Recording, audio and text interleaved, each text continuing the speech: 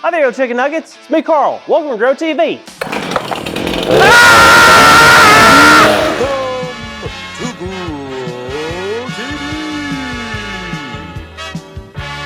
Hosted by Carl, where we have fun with our friends, talk about Jesus, and go over everything the Bible has to offer. Now once again, welcome to Grow TV. Well, it's about time y'all showed up. I've missed you since you left last week. I am out of breath from that chainsaw. Now, as y'all know, I am continuing my series on my How-To channel, a time where I get to teach all of you how to create all these creations. Now, I already made a hat, which I gave to my cousin Garrett because he is afraid of the top of his head. I made some fake chicken nuggets last week that I donated to the local museum. And today, woo, we got something real special. Something I'm making for somebody super cool. Someone who I look up to and I think is a very neat person. Any guess as to who that might be? No? Well, I'll tell you. You spell his name with a C-A-R-L-L. That's me, Carl. I'm making something special for me. I know what you're thinking. Carl, why would you make something for just yourself? Well, guess what? I deserve gifts too. It's time to start caring for 3 people. Me, myself, and I. Hello. So I have to ask myself, what is something that I truly want? What creation can I make in this shop that is something simple yet beautiful? And then like the possum that fell out of the tree when I was 7, it hit me. A chair. Yeah, a chair is something that we use every day, and for some reason I can't find one that is super comfy. So I figure if I can't find one, I might as well build one. So without further ado, I present how to make a chair. Step 1, find some wood. Got it. Step 2, cut the base out of the chair. See, I like my chair bottoms to be on the bigger side so I can slide it around a little bit. So I have this big piece of wood, so it'll work. Step number 3, every chair has to have 4 legs. Don't worry, the legs on the chair are not made of actual human legs. Believe me, I asked. So what we need to do is cut 4 legs that are the same length. Step 4, put it all together.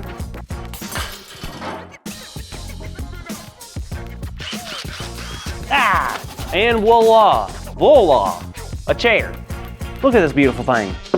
A chair that will last forever. You see, I'm not one for tooting my own horn, but this is probably the greatest thing I've ever made, or anyone's ever made, in the history of ever. I like it. I'm proud of it. Hey, Carl. Jada, you're here. Yes, sorry I was late. My friend was having some trouble and I needed to help her. I'm sorry to hear that. Is everything okay? Yeah, it's just my friend had something taken from her front porch and it's just kind of a bummer. Oh man, that stinks. I hate when things like that happen. You'll let me know if there's anything I can do, right? Thanks, Carl. I will. So what have you been up to? Oh, I made a chair today. It was my wood project for the day. No way. What a crazy coincidence. I know, right? Wait, why? My friend, she had her favorite chair taken from her front porch. She would sit out every night and watch the sunset, and now she can't. But if you'd be willing to get that to her, she would be so happy.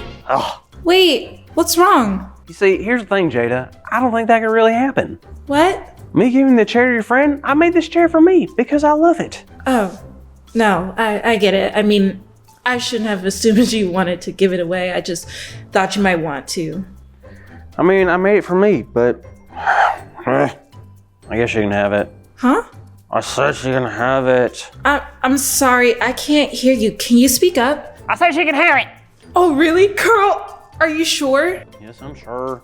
Carl, you have no idea how happy you've made my friend. She is gonna love it. If you say so. Oh, Carl, don't be upset. What you just did was extremely generous, and I know God is proud of you for that. What? What are you talking about? How's God proud for me for that? Well, you gave something that meant a lot to you to help someone else. That's a big deal, and the Bible calls us to be generous people. Just how Jesus was generous when he fed the 5,000 and how the disciples shared everything they had while spreading the good news. Generosity is so important. Really? Huh. Wait a minute, what does generous even mean? Generosity is the desire to share what you have with others who are in need, and that's what you did. I think that's pretty cool, Carl. I guess I did. Huh. It's tough being generous. And it can be, but that's what makes it worth doing. God is pleased when we give from our hearts, even when it's not easy to do at first. It's a chance to trust God even though you may not be sure you want to give something up. The Bible even tells us in Psalm 20, may He remember all your sacrifices and accept your burnt offerings. May He give you the desire of your heart and make all your plans succeed. Interesting. And it's important to make sure we are being generous for the right reasons. The right reasons. Yeah, Matthew 3 tells us, but when you give to the needy, do not let your left hand know what your right hand is doing. How do I keep one hand from spying on the other? And do my hands have brains? And eyes? No, Jesus is saying that when we share and are generous, we shouldn't do it so that we get something out of it or get something in return. We should share because we love others, just like Jesus did. Wow, so God does see what we do and how we share with others. For sure, and not just our stuff, but our time and energy we spend on other people is valued by God as well. When we choose to follow God, we are choosing to be people who are eager and ready to share. Wow, I guess you're right. Plus, I can always make another chair. Isn't that right, Gertrude? Gertrude? Oh, sorry, that's what I named my chair. Gertrude. She's shy. It's okay. Oh, wow. It's really nice looking. You know what? On the second thought, maybe that's not the best chair to give her, but thanks for being willing to share such a masterpiece. Hey kids, aren't y'all proud of Carl for stepping out of his comfort zone and sharing?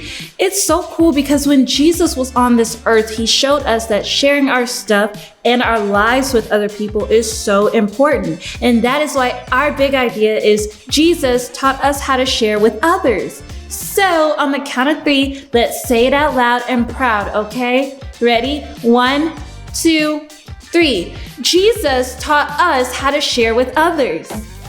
Great job, everyone. Now, next week is Carl's last week in his workshop, so make sure you don't miss it, okay? Perfect. I'll see you then. Thank you for watching, and tune in next week for a new episode of